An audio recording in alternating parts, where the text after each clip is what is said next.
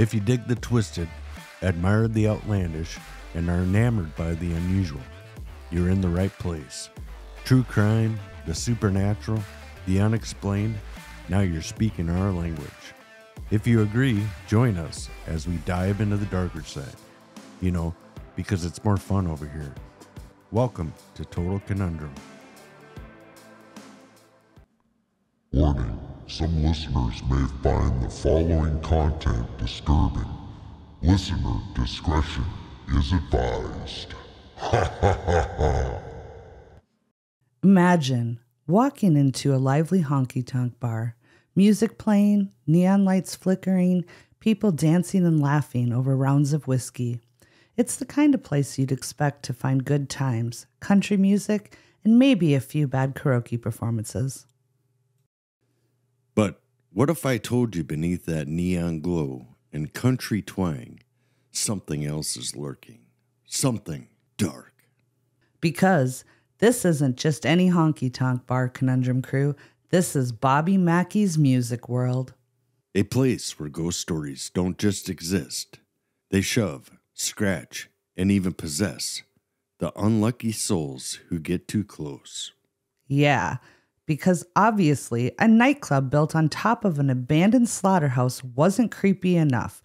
Nope, let's throw in satanic rituals, a ghost with a missing head, and an alleged portal to hell, just to make sure no one sleeps ever again. God knows I won't. Right? And if that wasn't enough, there's even an exorcism on record from a guy who worked here and got a little too attached to whatever haunts this place. So, Jeremy, just so we're clear, there's an actual documented case of someone being possessed inside this bar? Oh, yeah, you bet you know. And guess what? The activity never stopped. Cool. Fantastic. This is officially the worst dive bar in America. But you know what that means? We have to talk about it, because if we can't sleep after this research, neither can you, Conundrum Crew. That's right. So grab a drink, turn the lights down, and maybe keep some holy water nearby. Because tonight, we're diving into one of the most haunted locations in the country, the eerie, unsettling, and downright dangerous Bobby Mackey's music world. Before we dive into this honky-tonk horror, remember to hit that like and subscribe button, leave us a review on Apple and Spotify, and don't forget to ring that notification bell on YouTube so you're always in the loop with our latest episodes. Your support keeps us going. If you have any story ideas or recommendations, contact us at totalconundrum.com, or you can find us on Instagram, Facebook, or Twitter. And because we love keeping you both horrified and entertained, we've got some trailers from our podcast pals at Dairyland Frights and Hauntscast. Make sure to show them some love and give them a listen. Without further ado, let's get into the haunting of Bobby Mackey's. We'll be back after these messages. Hello, my spooky friends. This is your host, John, from Dairyland Frights, the paranormal podcast that covers everything spooky, creepy, and mysterious in the Midwest. This is actually John. I hope my spooky voice scared you. And in this podcast, we're going to have creepy guests and spooky tales and mysterious sightings of cryptids, UFOs, ghosts, and everything paranormal. So tune in if you dare to be scared. And back to the show. So how does a place like this end up crawling with spirits, urban legends, and demonic activity? Well, you have to look at where it all started. And surprise, surprise, it starts with blood. Oh, yeah. Because before it was a nightclub, before the hauntings, before anyone even thought about dancing here, Bobby Mackey's music world was something else entirely. A slaughterhouse. A literal blood-soaked slaughterhouse with an underground well where, get this, they used to drain all the remains. So you're telling me that people are out here line dancing on top of a pit of century-old animal blood? Yep, and some say it never stopped soaking into the land. Okay, but let's back up. How long was this murder factory up and running? Great question. The slaughterhouse was built in the 1850s and operated for decades. And let me guess, it wasn't exactly the most humane place? Not even close. Picture this. Animals being herded in by the hundreds. Workers covered in blood. Ankle deep in remains and the constant sound of screaming animals. And the metallic stench of death. Ew, no! And the worst part? The blood well. This underground pit is where all the animal blood was dumped. Like a drain pipe straight to hell. Okay, pause. You're telling me that there's a literal pit of blood underneath this building? Yep, and some paranormal experts believe that so much death in one place left an imprint. So, basically the land itself is cursed? Pretty much. So, what happened when they finally shut this nightmare down? By the early 1900s, the slaughterhouse closed. The building sat abandoned, but locals started telling stories. Oh, great. And let me guess, the hauntings started almost immediately? Exactly. People reported shadowy figures moving in the windows when the building was completely empty, strange growls and screeching noises coming from the basement, and feeling of being watched, even in broad daylight. Okay, but why would you even go near this place if you didn't have to? Good question, but that brings us to the next phase of Bobby Mackey's disturbing history. Oh no, what now? Well, it turns out that some people didn't just visit the abandoned slaughterhouse. Oh God. They used it for something much darker. We'll get into this more later, but first, let's talk about the ghost with the missing head. It's the late 1890s, and we're about to step into a true crime horror story that ends in betrayal, brutality, and one of Kentucky's most infamous hauntings. This is the story of Pearl Bryan, a young woman who had her whole life ahead of her until she met the wrong man. And let me guess, this guy wasn't exactly boyfriend of the year? Not even close. Pearl was a wealthy, well-educated woman from a respected family in Greencastle, Indiana. She was young, beautiful, and deeply in love with a charming, yet incredibly shady guy named Scott Jackson. Oh no, this already sounds like the worst kind of red flag relationship. Oh, it was. Scott Jackson was a dental student in Cincinnati, but plot twist, he was also heavily involved in a secret underground network of criminals. Because of course he was. Pearl gets pregnant, and Jackson, he's not about to let an unplanned baby ruin his life. Instead of stepping up, he comes up with a much darker plan. Come on, I hate where this is going. Jackson and his accomplice, Alonzo Walling, trick Pearl into coming to Cincinnati. They convince her they'll help her out, that they have a solution. And by solution, you mean murder? Exactly. They lure her across the Ohio River into Wilder, Kentucky. And let me guess, she never made it back home? No, she didn't. Her lifeless body was found in a field, but something was missing. Her head. Oh my God, are you kidding? Nope. When authorities found Pearl's decapitated body, it was a scene straight out of a nightmare. So what happened to her head? No one knows. It was never recovered. Okay, pause. So they straight up found a headless body and had zero idea where the head went? Exactly. And here's where it gets even darker. Some believe Jackson and Walling used Pearl's severed head in a satanic ritual. Of course they did. Because why just be a murderer when you can also be a full-blown occultist? Witnesses at the time claimed that her head was thrown down the slaughterhouse well. Yes, the same well beneath Bobby Mackey's Music World. So did these absolute monsters actually get caught? Oh yeah, Jackson and Walling were quickly arrested, and after a very public trial, they were sentenced to death. Good.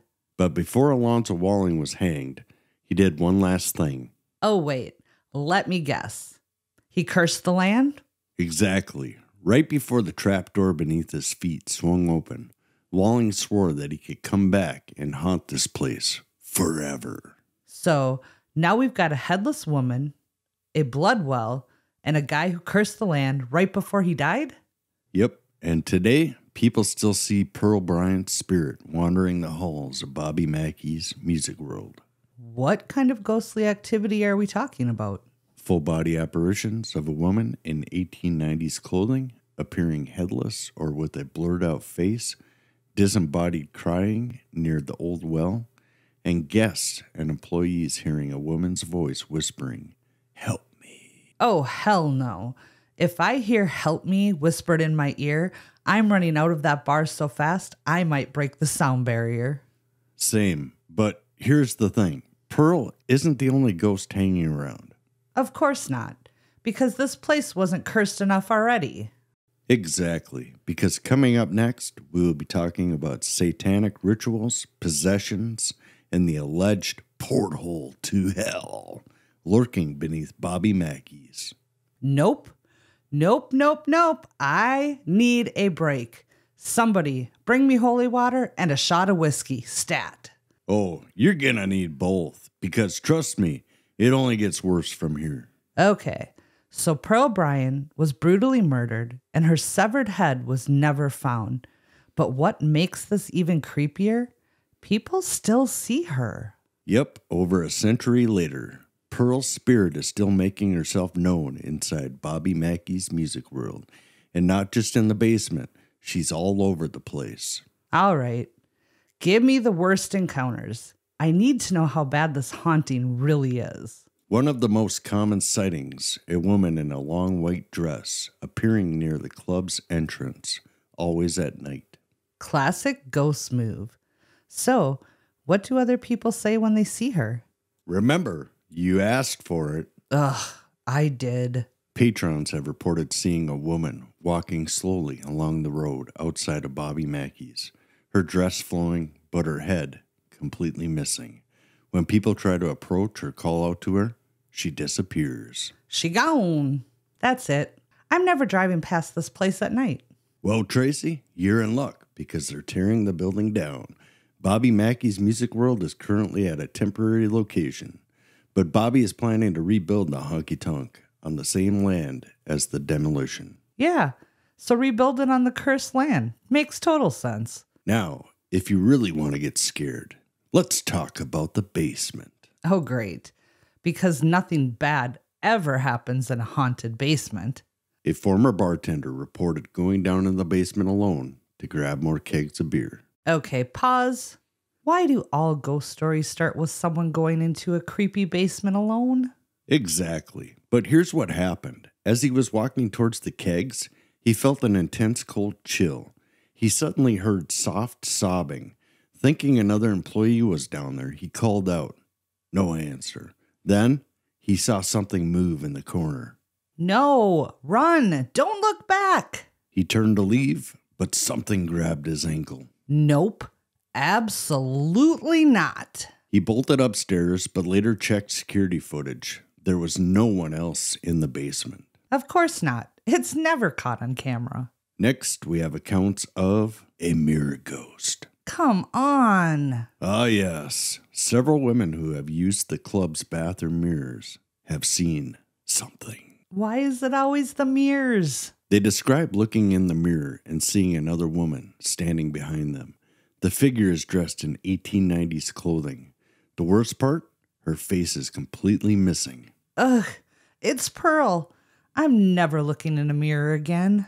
Better than Bloody Mary, I guess, huh? I guess. Some have felt hands on their shoulders when no one else is there. I will throw fists at a ghost if it lays its hands on me. I swear. Employees closing up late at night have reported hearing a woman's voice. Okay, but is she saying something creepy? Oh yeah, one security guard was doing his final walkthrough before locking up when he heard a voice say, "Where's my head?"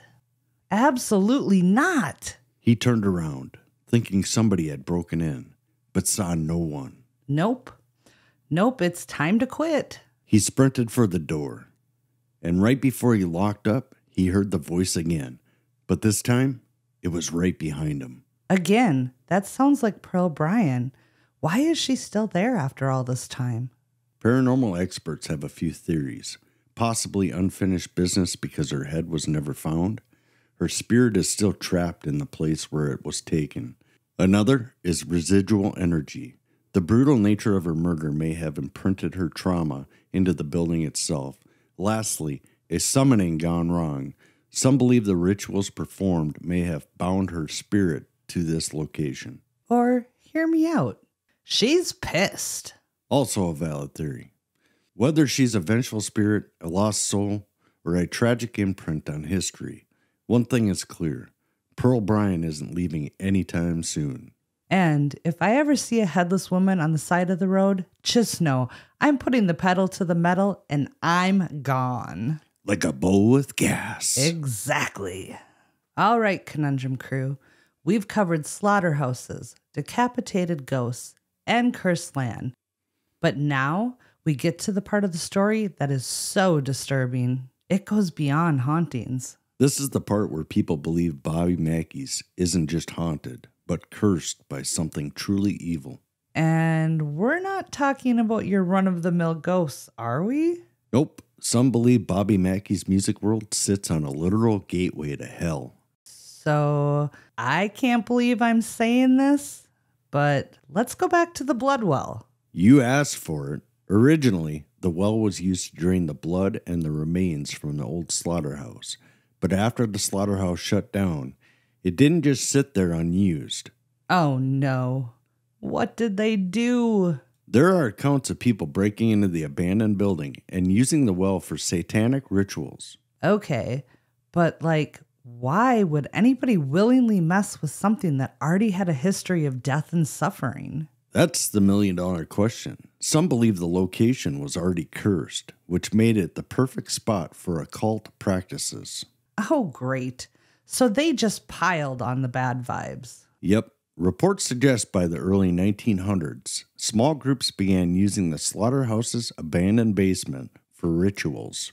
And I assume they weren't praying for world peace? Not exactly. According to paranormal researchers, symbols were found carved into the walls, some linked to demonic summoning. Oh, hell no. Visitors to the basement today report a sense of overwhelming dread, sudden nausea, and dizziness, unseen hands grabbing them, and a constant feeling that they are being watched. Okay, but how bad are we talking?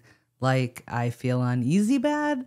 Or I might be possessed in 10 minutes bad? Oh, definitely 10 minutes. Oh, definitely 10 minutes. Let's put it this way. Some people refuse to enter the basement at all.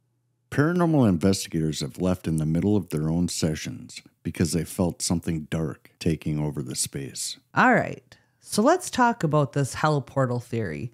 What makes people think this well is actually a gateway to something evil? Well, Tracy, there are three main theories. The blood energy theory, because the well absorbed so much suffering and death, it became a natural conduit for dark energy. The ritual activation theory, the occult ceremonies held there may have opened something they weren't prepared for.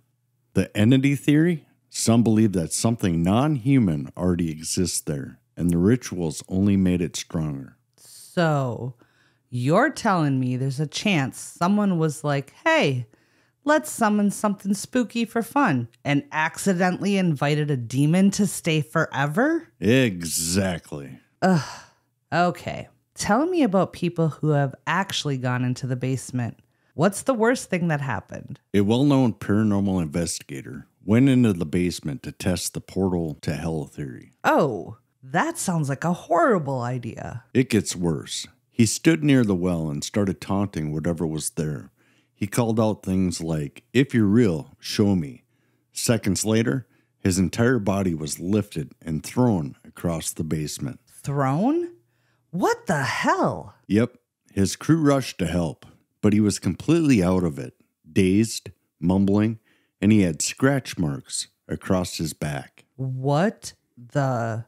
Well, I guess it showed him. Another investigator went down into the basement with a spirit box, which lets spirits communicate through white noise. And let me guess, they got something? Oh yeah, the box started repeating the words "stay" and "mine." Oh, hell no. Then the investigator suddenly went silent. Wait, what do you mean went silent? She opened her mouth, but nothing came out. It was like her voice had been stolen. Nope, that's demon level horror. She was physically fine, but it took several minutes before she could speak again. All right, if this portal to hell is real, can we just close it? That's been attempted multiple times. And? Every time someone tries to cleanse the basement or seal off the well, the activity gets worse. Of course it does. Paranormal teams have brought in priests, shaman, and demonologists. None of them have successfully ended the activity. So Tracy,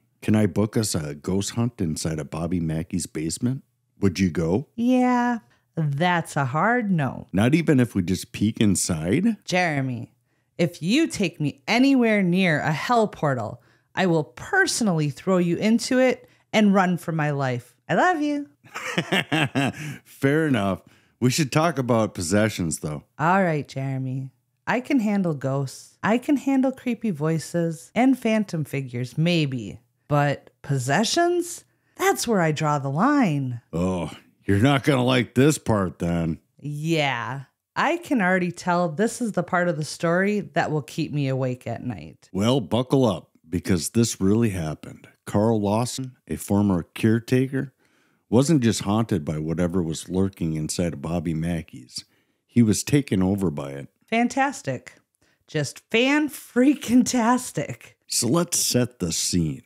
In the early 1980s, Bobby Mackey's Music World had officially opened as a country music club. And despite literally everything that we've talked about so far, people actually showed up to drink and dance. Oh, yeah.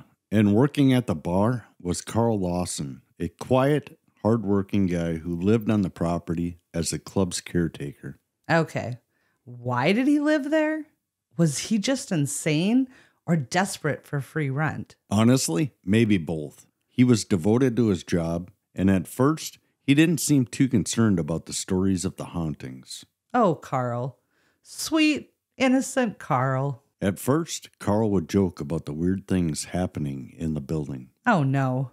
The taunting never ends well. Exactly. Employees noticed he was spending more time alone in the basement, near, you guessed it, the blood well. No, Carl, no. What are you thinking?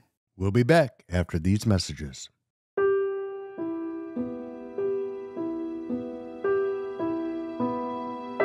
Everybody loves a good ghost story. From the renowned haunting of the Amityville Horror House to the lesser-known curse of the Bassano Vase, legends of the ghostly and macabre have been fascinating and frightening us for centuries. But have you ever wondered if there's any truth behind the lore? Over the last 8 years that I've spent as a paranormal researcher, I have constantly asked one important question. Is this a hoax, or could it truly be a haunt? I'm Courtney Hayes, host of the podcast Haunts, where every week I dissect another ghostly legend in an effort to find the truth that lies within. Listen to Haunts for free on your favorite podcasting app and help me to unveil the unknown. And back to the show. And then he started changing. People close to Carl noticed his voice changed, something deep and guttural, sometimes whispering to himself. His eyes looked different, like he was somewhere else. He also became aggressive, lashing out at coworkers before snapping back to normal. So, full Dr. Jekyll and Mr. Hyde mode? Exactly.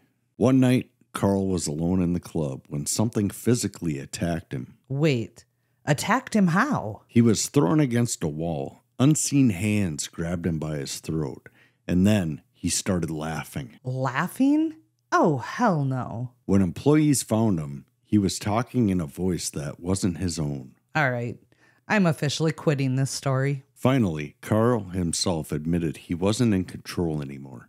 He told friends that something was inside of him, and it didn't want to leave. And I assume they didn't just pat him on the back and tell him to sleep it off? Nope, they called an exorcist. Oh no, they went all in. A local minister was called to perform an exorcism.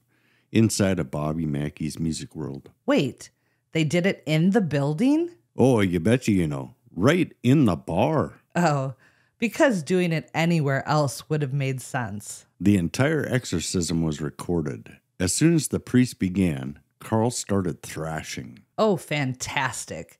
Full exorcist mode. His body contorted. His voice shifted between deep growls and high-pitched screaming. I hate this. He spoke in languages he didn't know, and at one point, he crawled on all fours like an animal. Come on, no. The priest continued the ritual, demanding that the entity leave Carl's body. And let me guess, it did not want to go? Not without a fight. Carl's entire body lifted off the ground, and suddenly, he collapsed. And then what happened? He woke up, confused, claiming he couldn't remember what happened. That's probably for the best. After the ritual, Carl said he felt lighter, like whatever was inside him had finally left. So did the hauntings stop? Oh, hell no. If anything, they got worse. Of course they did.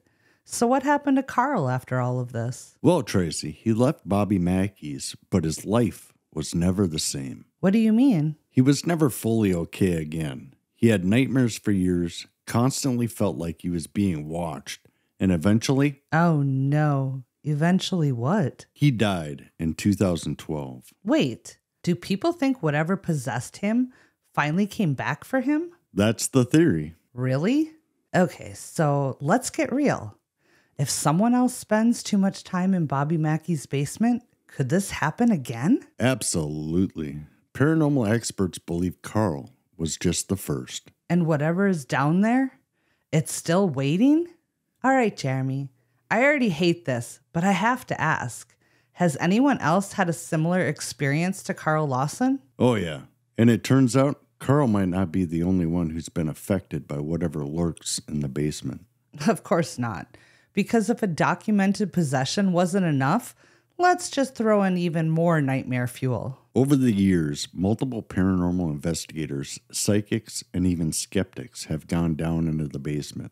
Some left completely fine, but others... They weren't so lucky, were they? Nope. A well-known ghost hunter visited Bobby Mackey's with a team in 2010.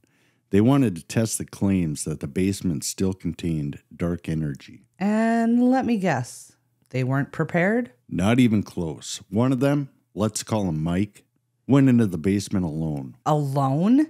Has this man never watched a horror movie? Apparently not, but as soon as he got near the blood well, his entire demeanor changed. Oh no, what happened? His teammates described his face going pale, his breathing getting heavy. Then suddenly, he stopped responding. Hell no. That's when you leave him behind. It gets worse. Mike suddenly started speaking, but it wasn't his normal voice. Stop. You're pulling my leg. He began saying things like, "I know who you are," and "He's still here." Excuse me? Who is still here? His teammates tried to shake him out of it, but he just stood there, staring at them. He stood there in a trance, and not even his teammates could get him out of it. Finally, they grabbed him and dragged him out of the basement. The second they got him upstairs, he snapped out of it. He had no memory of what just happened. Yeah, I have nothing left to say. This place is just pure evil. Another investigator, let's call her Sarah, went down into the basement in 2015 with a small group. And let me guess, something scratched her? Oh, you have no idea. Of course I do. It's always scratches. Sarah said she felt perfectly fine until she stepped near the well. Again with the well. Why do people keep going near it? Within seconds, she felt an unbearable burning sensation on her back. Okay, no. That's a one-way ticket out. She ran upstairs and had her team lift up her shirt to check her back. And let me guess, claw marks? 3 deep scratches. Oh, cool. So a demon clawed her. That's what many believe. They say 3 scratches is a sign of a demonic attack, mocking the Holy Trinity. I want off this ride now. Another investigation in 2018 caught one of the creepiest EVPs ever recorded at Bobby Mackey's. EVPs are already terrifying. What did they get? They asked the spirit, "Who are you?" Why do people ask these things? If you hear an answer, you run. Oh, they got an answer. Really? What did it say? The voice on the recorder replied, "Carl is still mine." Holy shit. Did they get anything else? No, the team was so freaked out, they left immediately. Good. That's the only correct response. So, Tracy, after hearing these first-hand accounts, do you think Carl's possession was a one-time thing? Not likely. If whatever is down there could take Carl, it could take somebody else. And if it's still whispering his name, does that mean it never actually left him? I hate that question so much. Okay, Jeremy, we've covered ghosts, possessions, demonic attacks, and a literal portal to hell. But now, I need to know, what exactly is haunting this place? That's the million-dollar question. Is Bobby Mackey's simply one of the most haunted buildings in America? Or is it something far worse? You mean like something intelligent? Something waiting? Exactly. I hate this already. One of the leading theories is that the land was doomed long before Bobby Mackey's existed. So are you saying the land is cursed? Yep, there were whispers that the land Bobby Mackey sits on was once a sacred Native American burial ground. Of course it was. And when the settlers moved in and built over it, they disrespected the dead, which, according to some legends, can open a gateway between worlds. So basically, they bulldozed over something they were never meant to touch? Bingo! Yahtzee! And ever since, death has followed. Okay, let's talk about the hell portal theory again, because I need to know, is it actually open? According to multiple paranormal investigators, psychics, and even exorcists, yes. Well, that's just great. The idea is that the blood well was already saturated with energy from decades of death, but when the rituals started happening, something was awakened. So what you're saying is people messed around with dark forces and found out? Exactly. And now the portal isn't just open. It's feeding time. Oh, hell no. Okay, this is the one that freaks me out the most. Is it possible that there's something down there that was never human? That's what many paranormal experts believe. Okay, nope, I'm done. I do not need to hear any more. Well, that's too bad because it gets worse. Some investigators say they've sensed a presence in the basement that is purely malevolent. Meaning? Meaning, it's not just a spirit, it's something older, something darker. No, stop it. Sorry, can't do it. It's been described as a tall, shadowy figure with glowing red eyes, a creature that growls but never speaks. It's something that watches and waits. Okay, this thing just isn't haunting people, it's hunting them. Bingo! Paranormal experts have suggested a few possibilities of what this entity could be. I don't want to know. I'm plugging my ears. La la la la. I can't hear you. La la la la la la la la. You'll hear it when you listen to the episode later. Fine. So what do they think it is? Glad you asked. They believe it could be a demon summoned during the satanic rituals, but never sent back, or a shadow person, an interdimensional being that feeds on fear and suffering. Lastly, a guardian of the portal, a sentient entity that exists to protect the gateway between worlds. So either it's a demon, a nightmare, or a hell gatekeeper. Great choices, everyone. Pretty much. All right. What's the worst first-hand account of this entity? Oh, I've got a good one. I'm sure you do. A ghost hunter named Tom visited Bobby Mackey's in 2019. He and his team went into the basement with infrared cameras, EMF detectors, and voice recorders. And let me guess, things went horribly wrong? Of course they did, Tracy. This is one of our stories. They set up their equipment, and suddenly the temperature in the room dropped by 20 degrees. Tom turned towards the back corner of the basement where the well is, and he saw something. What did he see? A tall black figure watching him. What? He tried to take a step forward, and suddenly his chest tightened. He said it felt like something was squeezing his lungs. Hells to the no. Okay, time to go, Tom. He tried to call out to his team, but he couldn't move. Oh my God. And then it charged at him. Shit. His team rushed to help him, but by the time they got to him, the figure was gone. Okay, did he quit ghost hunting after that?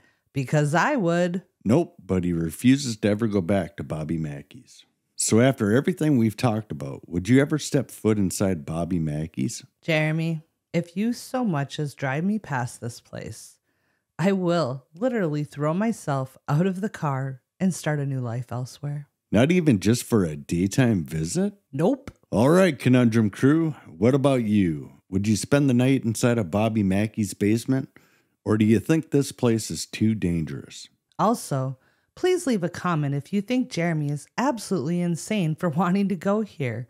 Well, that's it for tonight's deep dive into one of the most haunted places in America, Bobby Mackey's Music World. If you've ever been to Bobby Mackey's or had a paranormal experience, we want to hear about it. Please tell me someone else finds this as terrifying as I do. Stay spooky, stay curious, and remember, maybe just pick a different bar. Exactly. But until next time, Conundrum crew, keep on creeping on. We love you. Bye! Thanks for hanging out with us here at Total Conundrum. Please make sure to check out our website and blog at totalconundrum.com for news, upcoming events, merch, bloopers, and additional hysteria. You never know what will pop up, so be sure to follow along. If you want to show your support for Total Conundrum and gain access to all of our bonus content, please visit our Patreon page. You can also follow us on Facebook, Instagram, and Twitter. The links are available in our show notes. If you have any questions, comments, recommendations, or stories to share, please email us at contact@totalconundrum.com. Episodes are available on Apple Podcasts, Spotify, or wherever you listen to your favorite podcasts. If you like the show, please rate, review, and subscribe on Apple Podcasts. We appreciate the love. Keep on creeping on, mother cluckers.